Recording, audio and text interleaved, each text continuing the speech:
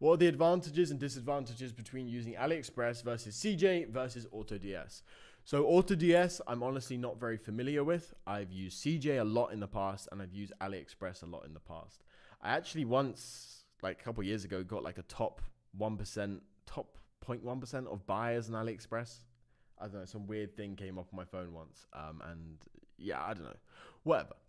My point is, AliExpress is typically a lot more unreliable than a website like CJ or AutoDS.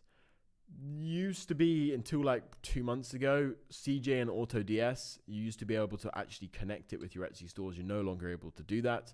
But normally, like CJ and AutoDS, the service is a lot more consistent. But they are a lot smaller, whereas AliExpress is way better to find products on and then source them on CJ or AutoDS.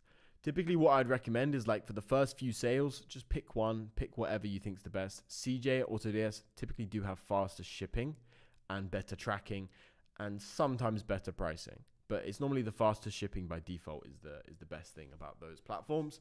And then once you've done that, what I would really recommend after you've gone, say, 50, 100 orders, I would really recommend to get a private supplier. So you find those in Upwork, Facebook group chats, places like this, you know?